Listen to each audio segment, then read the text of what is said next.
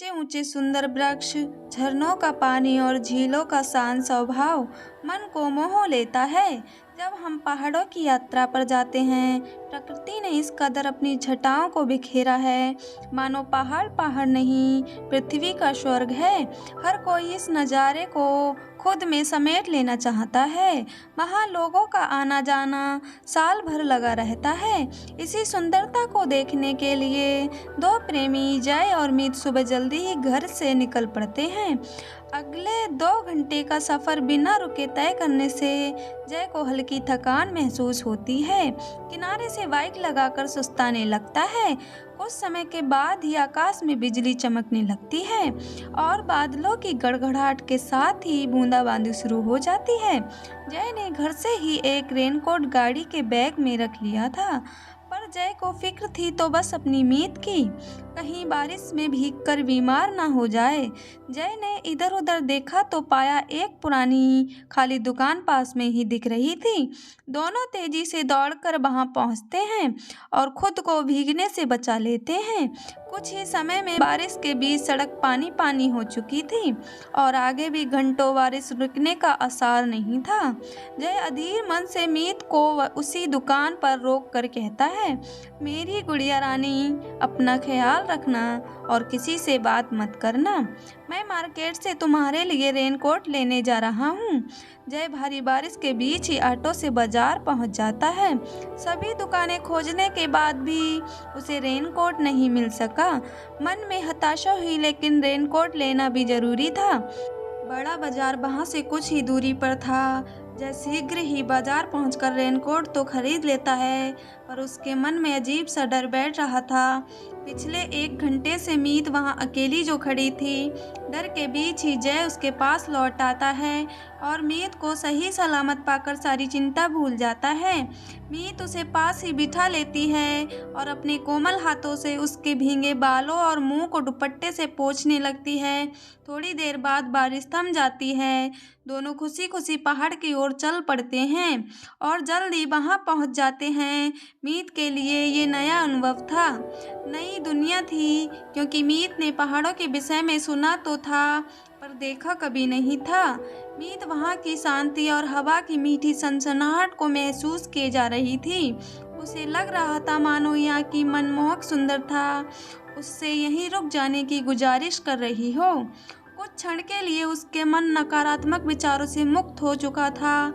इसी बीच देखते ही देखते मीत उदास होने लगी। जय ने पूछा, क्या हुआ, आखिर क्या सोच रही हो? मीत धीरे से कहती है, कुछ नहीं, बस अपने यहाँ की याद आ गई थी। देखो ना, यहाँ की शांति आत्मा को शुद्ध कर रही है, सुंदरता तनाव को दूर कर रही है। उधर अपने यहाँ हर जगह भीड़ भाड़, शोर शराबा और कैतूहल का वातावरण, जीवन जीना कितना कठिन है। मीत यही कहते हुए अपने प्रेमी की गोद में सर रखकर लेट जाती है। थोड़ी देर बाद कहने लगती है, मेरा मन करता है मैं यहीं रह जाऊं, तुम्हारे साथ यहीं मुझसे शादी कर लो। मुझे दोबारा अपने यहाँ मत ले जाओ, क्योंकि वहाँ के लोग हमें कभी एक नहीं होने देंगे। जय थोड़ा सा मुस्कुराते हुए कहता है, मेरी रानी सुनो ना, जो तुम चाहती हो वही मैं चाहता हूँ, पर भाग कर नहीं, घर वालों की सहमति से। भाग कर शादी तो हो जाएगी, पर हमारे अपने ही लोग भीड़ में अकेले हो जाएंगे। यही सब कहते हुए जय मीत को समझाने का प्रयास करता है, पर मीत किसी भी तरह समझने को तैयार नहीं थी। दोनों अपनी अपनी बात पर अड़े रहने से झगड़ा शुरू हो जाता है। यह भी इतना कि बात एक दूसरे से अलग होने तक पहुंच जाती है। आज के बाद कभी नहीं मिलेंगे और ना ही कभी बात करेंगे। बात फाइनल हो जाती है। धीरे धीरे दोपहर ढलने के साथ ही दोनों प्रेमी घर की ओर चल पड़ते हैं। एक दूसरे पर गुस्सा बहुत था, फिर भी दोनों शांत थे। उनके बीच एक ही बाइक पर इतनी दूरी थी कि ब्रेक लगने पर भी कोई किसी से छू ना पाए। 1 घंटा लगातार चलते हैं, पर बातचीत एक भी नहीं। दोनों के दोनों हल्के हल्के सिसकते हुए बहते आंसुओं को रोकने का प्रयास किए जा रहे थे। घर की दूरी जितनी कम हो रही थी, घबराहट उतनी ही बढ़ रही थी। बिछड़ जाने का दर्द अब सहन नहीं हो पा रहा था। आगे कुछ ही दूरी पर नदी का पुल था, जिसे पार करते ही बादलों की गड़गड़ाहट शुरू हो जाती है। उनकी बाइक तो घर की तरफ तेजी से दौड़ी चली जा रही थी। सरसराहट की तेज आवाज के साथ ही बारिश शुरू हो जाती है। दोनों हल्के हल्के भीग रहे थे, पर गुस्से की वजह से कोई भी किसी से बात नहीं करना चाहता था। ठंडी हवा के बीच भी अपनी चिंता किसी को नहीं थी। चिंता थी तो सिर्फ अपने साथी की। इसलिए जय बाइक किनारे से लगाता है और बैग से रेनकोट निकालकर मीत को पहनाने लगता है। मीत सूखे पेड़ की तरह खड़ी हो जाती है। जय बार बार उसका हाथ पकड़कर रेनकोट पहनाने का प्रयास करता है, पर मीत हर बार अपना हाथ पीछे खींच लेती है। ठंडी हवा के झोंकों के बीच मीत ठंड से कांप रही थी। इसी तरह मीत को देखकर जय से रहा नहीं गया। पूरे हक से मीत का हाथ पकड़कर अपने हाथों से ही रेनकोट पहनाता है और खुद ही बटन लगाता है। मीत तीखी नज़रों से बस उसे देखती रह जाती है। इसी बीच जय भी आधा भीग चुका था। जल्द से अपना रेनकोट पहनता है और बिना बात किए ही बाइक चलाने लगता है। कुछ समय बाद मीत धीरे से कहती है, क्यों पहनाया मुझे रेनकोट? खुद भीग कर मुझे बचा रहे हो। मेरी इतनी चिंता और अपनी बिल्कुल भी नहीं। आखिर मैं तुम्हारी हूँ ही कौन? माना गुस्से में मैंने कह भी दिया कि आज के बाद हम कभी नहीं मिलेंगे और ना ही कभी बात करेंगे, तो तुम मान क्यों गए? बताओ मुझे, मैं तो पागल हूँ, गुस्से में कुछ भी कह देती हूँ। जय का हाथ खींच खींच कर रोते हुए कहती है। जय फिर भी चुप था। अगले ही पल मीत जय के सर को प्यार से सहलाते हुए धीरे से पूछती है, कम से कम इतना तो बता दो, मैं तुम्हारी हूँ कौन? जय धीरे से कहता है, तुम मेरी जिंदगी हो, और फिर चुप हो जाता है। इसी तरह जय की खामोशी मीत के सब्र को चुनौती दे रही थी। मीत तेज आवाज में चिल्लाने लगती है, गाड़ी रोको, मुझे उतार दो, नहीं तो मैं कूद जाऊंगी, मुझे नहीं जाना तुम्हारे साथ।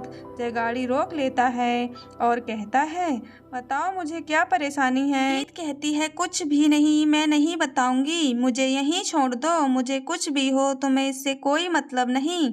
घर की दूरी अब कम ही बची थी। मीत किसी भी हालात में अपने प्रेमी से रूठ कर घर नहीं जाना चाहती थी। मीत तो बस इतना चाहती थी कि उसका प्रेमी उसे खुशी खुशी घर छोड़ दे। 2 मिनट बाद जय फिर से मीत का हाथ खींचता है घर जाने के लिए, परंतु मीत झटके से अपना हाथ छुड़ाते हुए कहती है, मैं किसी वादे को नहीं मानूंगी और ना ही किसी फैसले को। पहले मुझे माफ़ करो और मुझसे बात करो, तभी मैं बाइक पर बैठूंगी। आखिर जय करता भी तो क्या, दिल तो उसका भी यही चाहता था। मीत को देखते ही देखते जय के चेहरे पर हल्की मुस्कान झलकने लगती है और जय आंखों ही आंखों में नजरें मिलाकर उसे माफ़ कर देता है।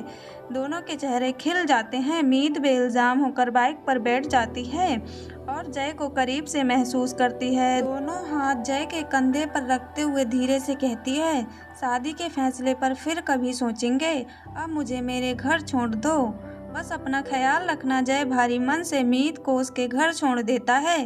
दोनों एक दूसरे को निहारते हुए अपने अपने घर चले जाते हैं।